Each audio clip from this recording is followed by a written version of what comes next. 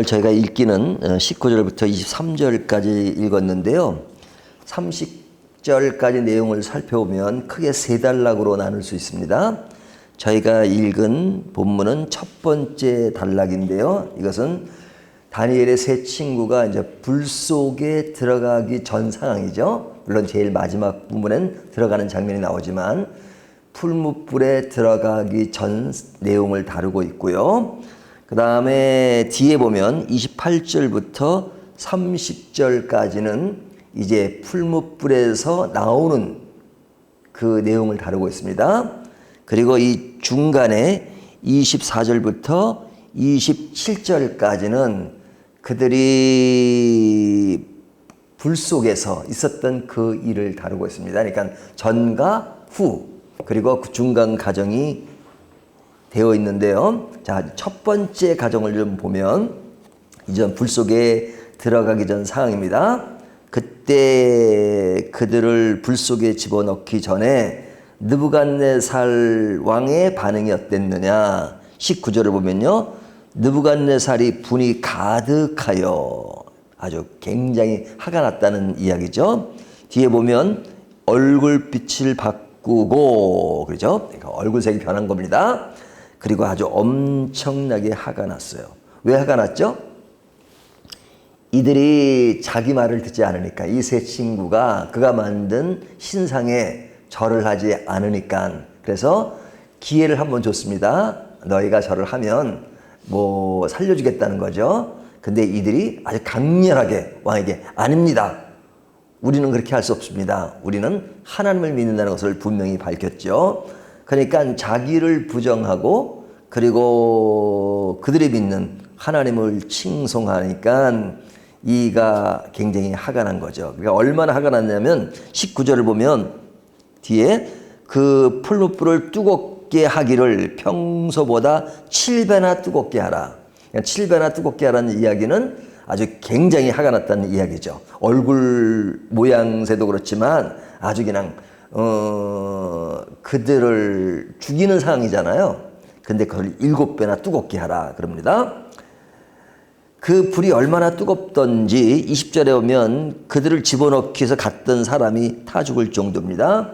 그래서 20절에 보면 군대 중 용사 몇 사람이 명령하여, 그리고 뒤에 보니까 그들을 던졌는데 그 집어넣은 사람이 죽었고, 22절에요. 붙든 사람을 태워 죽였고, 이렇게 말하죠. 그러니까 굉장히 뜨거운 것을 이야기죠. 그리고 이제 뭐 그들을 이제 불에 던집니다. 그래서 제일 마지막에 23절에 보면 그들을 풀무불 가운데 던졌더라 이렇게 말하죠. 그러니까 실제로 죽이는 겁니다. 그러니까 겁만 주는 게 아니라 실제로 죽인 거니까 굉장히 화가 나고, 여기에는 뭐 동정심 그런 거 없죠. 뭐 그들을 해유할 때는 뭐 동정심이 있는 것 같은데 아주 죽일 때는 아주 과감하게 인정사정 없이 죽이는 장면이 이전 19절부터 23절까지 이야기입니다. 그리고 이제 건너뛰어서 이제 그들이 불 속에 집어넣었는데 죽지 않는단 말이죠. 죽지 않는 상황에서 그들이 이제 불 밖으로 나오게 되는데, 나왔을 때 느부갓네살 왕의 반응이 이제 전과 후가 완전히 비교가 되는 겁니다. 어떻게 비교가 되냐? 28절 보면 이제 느부갓네살이 말하여 이르되 하면서 그 중간에 하나님을 찬송할지로다. 자, 하나님을 찬송해요. 하나님을 찬송합니다. 그리고 그 정도로 끝나는 것이 아니라 그가 그의 천사를 보내서 자기를 의뢰하고 그들의 몸을 바쳐 왕의 명령을 거역하고, 이게 이제 느부갓네살 왕이 스스로 하는 말이에요. 그 하나님 밖에는 다른 신을 섬기지 아니하며 그에게 절하지 아니한 종을 구원하셨도다. 누가 그렇게 말해요? 아주 그냥 설교를 하듯이 느부갓네살 왕이 그냥 그들이 나에게 절을 하지 않고 왕의 명령을 거역하고 하나님만 섬겼다 이거죠. 근데 그 하나님을 누가 찬양해요? 느부갓네살 왕이 찬양하는 겁니다. 그러니까 앞에 것과 완전히 대조를 이루죠. 그러면서 그 정도로 끝나는 것이 아니라 29절에 보면 조서를 내립니다. 그리고 각 백성과 각 나라와 각 언어로 말하는 자가 모두 이제 사드락과 메삭과 아벳느고의 하나님께 경솔히 말하거든 그 몸을 쪼개고 그 집을 거름토로 삼을지니 이는 이같이 사람을 구원할 다른 신이 없음이더라 하더라. 그러니까 조서를 내려가지고 이제는 이 세 친구의 하나님을 너희가 믿으라는 거죠. 만약에 믿지 않으면 너희를 거름토로 삼겠다. 그러니까 이게 어서 많이 듣던 말이잖아요. 그러니까 이 왕의 어떤 극단적인 표현이 나와요. 반대 성향에 있을 때도 그 내 꿈을 알아맞히지 못하면 너희를 거름토로 만들겠다 그랬잖아요. 근데 지금은 너희가 하나님을 믿지 않으면 거름토로 만들겠다. 그러니까 하나님을 섬기라는 그런 것에 있어서도 이런 표현을 쓴단 말이죠. 그러면서 하는 말이 너희가 죽으면 구할 신이 없다. 이것도 또 반대로 이야기한 적이 있었잖아요. 자, 이러면서 이제 30절에 보면 그 친구들을 바벨론 지방에서 더욱 높이니라 그랬습니다. 그러니까 지금 완전히 이제 앞의 상황과 대조적으로 이 친구들을 높이고 그들이 믿는 하나님을 높이고 백성들에게 조서를 내려서 하나님을 믿으라고까지 이야기합니다. 믿지 않으면 널 죽이겠다까지 말하고 있어요. 자, 그러면 앞에 느부갓네살이 어떻게 이렇게 변할 수가 있을까? 그 변하는 그 동기가 있을 거 아닙니까? 그 동기가 이제 24절부터 27절까지죠. 그 동기는 이겁니다. 왕을 변하게 한 것은 불 속에서 벌어진 일 때문에 그렇죠. 불 속에서. 딱 보니까 불 속에 몇 명이 보였어요? 집어넣기는 세 사람인데 네 명이 보였죠. 근데 그 네 번째 보이는 사람에 대해서 25절 보면 왕이 또 말하여 이르되 내가 보니 결박되지 아니한 네 사람이 불 가운데로 다니는데 상하지 아니하였고 그 네 번째 모양은 신들의 아들과 같도다 하고 그 네 번째 사람은 그들과는 다르다 이거죠. 결박하지 않았다. 그러니까 이들을 집어넣을 때 다 결박해서 넣었잖아요. 옷, 모자 뭐 이런 거 다 얹은 채로 집어넣었어요. 그래서 불 속에 집어넣는 사람이 그 옷을 입었다고 더 잘 타고 옷을 안 입었다고 덜 탈 수는 있겠지만 그게 무슨 의미가 있어요? 하지만 이 본문의 흐름을 보면 네 번째 사람과 분류하기 위한 것이죠. 이렇게 대조시킨 거죠. 그것도. 그러니까 딱 들어가니까 이들은 결박했는데 결박되지 아니한 다른 종류의 어떤 모양이 보인 거죠. 그러니까 뭐라고 말해요? 신들의 아들과 같다 이렇게 말하죠. 신들의 아들과 같다. 주의 천사가 이렇게 그를 보호했든지 하여튼 했겠죠. 자, 이것을 보고 왕이 놀라가지고 이제 그들을 부릅니다. 그 이름을 불러요. 26절 느부갓네살의 맹렬히 타는 풀불 아기 가까이 가서 불러 이르되 지극히 높으신 하나님의 종. 부를 때 어떻게 불러요? 지극히 높은 하나님의 종 사드락 메삭 아벳느고야 나와라 이리로라 하매. 자, 이때 그 억양이나 그 분위기 어땠을까요? 첫 번째, 분노하고 얼굴빛이 변하면서 했을까요? 아니죠. 얼마나 부드럽게 얘기했어요. 아주 부드러운 어조로 사드락 메삭 아벳느고야 나와서 이리로 오라 그랬겠죠. 그러니까 이게 앞에 이제 굉장히 그들을 보고 분노했던 것과는 또 대조를 이뤄요. 그러니까 오늘 본문은 굉장히 많은 대조를 이루는 겁니다. 자, 그렇게 불렀더니 그 친구들이 나왔는데 27절에 보면 아무 이상이 없었다. 머리털도 그을리지 아니하였고 겉옷빛도 변하지 아니하였고 불탄 냄새도 없었더라. 이렇게 나옵니다. 그러니까 완전히 놀라운 것을 보죠. 놀라운 것을 본 거죠. 이런 일이 있을 수 있을까요? 그러니까 그냥 왕이 완전히 사람이 변해가지고 그들의 하나님을 칭송하고 하는 것이 이제 그 뒤에 나오잖아요. 이것이 이제 오늘 본문의 내용입니다. 자, 우리가 이제 이런 말씀을 볼 때마다 이제 어떤 느낌을 받으세요? 자, 믿음이 좋으면 이렇게 느낌을 역시 하나님의 능력은 대단하시구나. 불 속에 집어넣어도 하나님이 죽이지 않으시는구나. 믿으면 그렇게 되는구나. 그러시고 오늘 집에 가서 뭐 뜨거운 물을 끓일 때 손을 한번 집어넣어 보십시오. 기도하시면서 하나님, 사드락과 메삭과 아벳느고의 하나님, 이런 능력을 보시는 하나님, 불 속에 집어넣어 태우지 않으신데 내가 이 정도 그 뜨거운 물에 손 한번 집어넣었다고 나를 이렇게 어렵게 만드시겠습니까? 그리고 집에 가셔서 꼭 넣지 마시기를 바랍니다. 또 넣으셨다가, 사실 그런 사례들이 많아요. 주의 능력을 너무 믿어가지고 실제 그런 것을 시험하다가 죽은 사례가 있어요. 베드로가 물 위로 걸었는데 홍수가 났을 때 그냥 하나님은 죽이지 않을 것이라 믿습니다 해가지고 이제 시신으로 발견된 사례가 있었는데요. 하나님이 그런 능력을 행하실 수 있죠. 지금 본문에도 그렇게 나오니까요. 그러면 이 성경은 가짜인가요? 진짜잖아요, 진짜.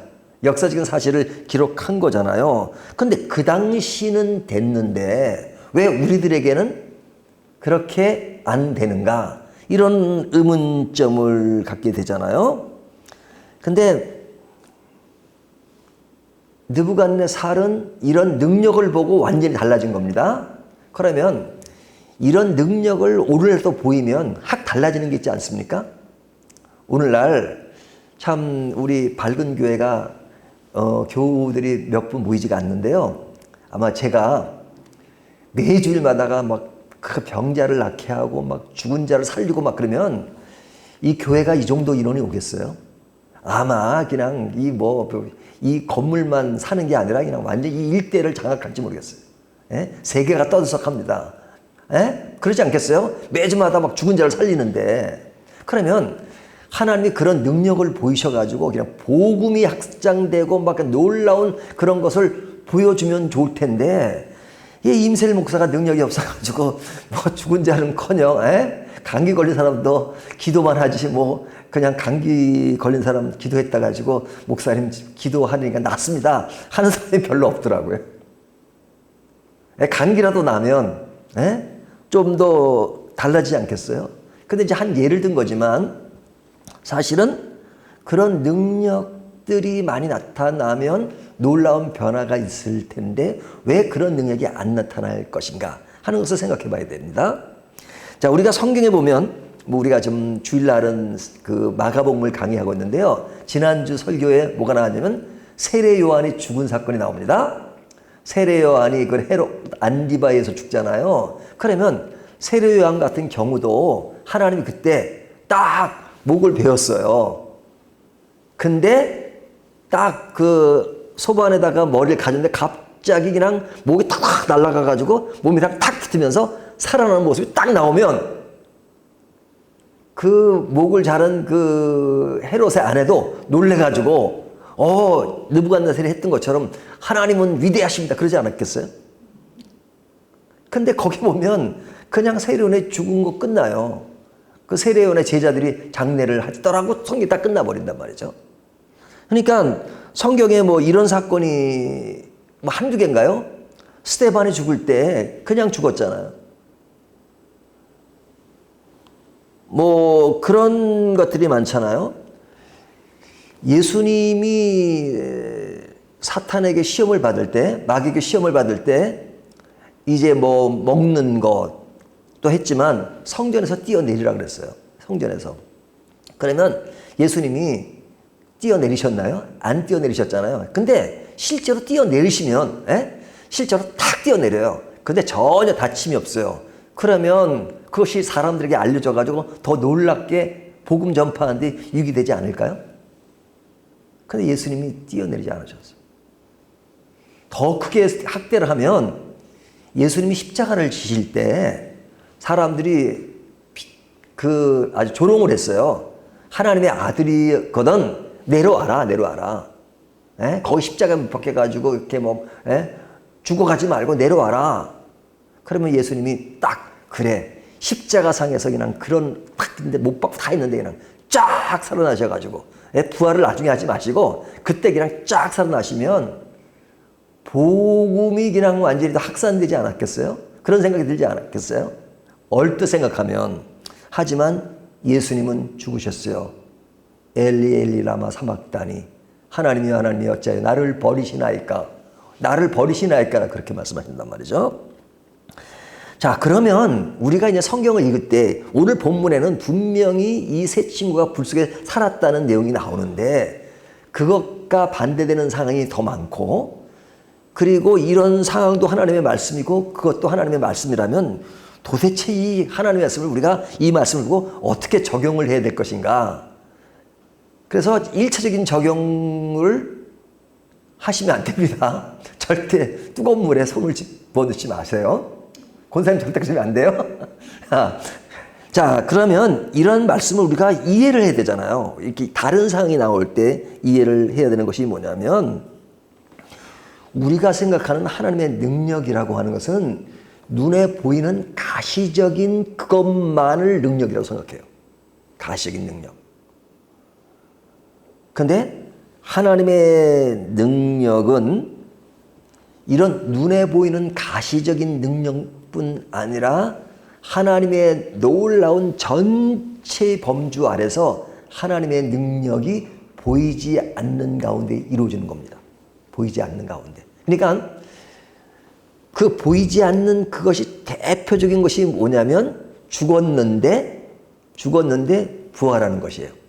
죽었는데 부활하는 겁니다. 그러니까 부활했다는 이야기는 뭐냐면 우리가 이 땅의 삶의 전부가 아니라 하나님 나라의 영원한 삶이 있다는 거죠. 영원한 삶이. 그러니까 여기 세 친구가 지금은 살았지만 나중엔 죽어요. 그렇죠? 뭐 죽은 얘기는 안 나오지만 뭐 나이가 먹어서 죽지 않았겠어요? 모든 인간이 다 죽어요.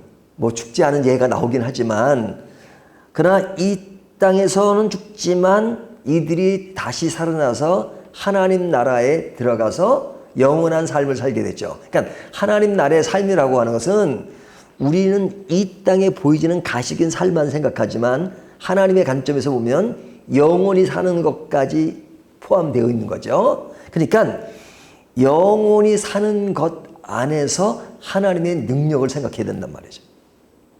근데 우리는 이 땅에서 벌어지는 일들만 하나님의 능력이라고 생각해요. 하지만 그 능력은 그 영원한 하나님의 능력에 비하면 너무너무 작은 것이죠.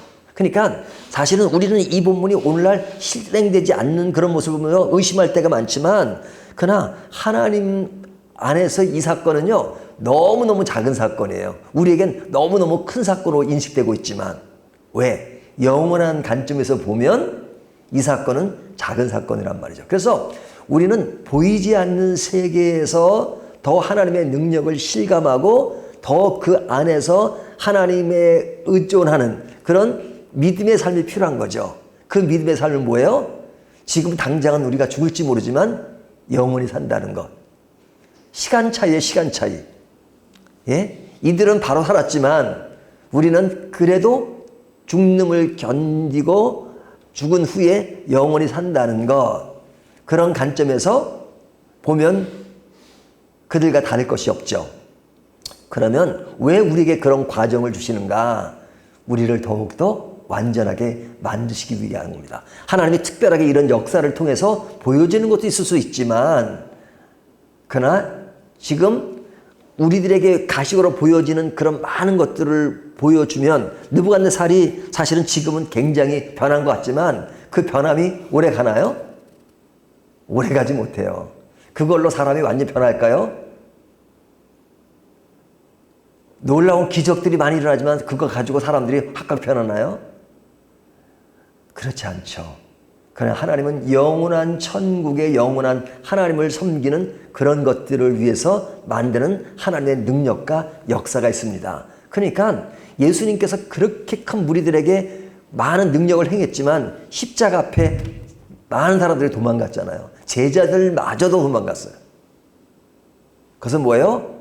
주님이 진짜로 보여줄 영원한 나라를 위해서 더 만드시는 다른 세계가 있는 겁니다. 그 세계를 보면 하나님의 능력은 똑같은 것이죠. 근데 우리는 그런 능력을 보기보다는 지금 당장 내 눈앞에서 벌어지는 그 능력만을 능력이라고 생각합니다.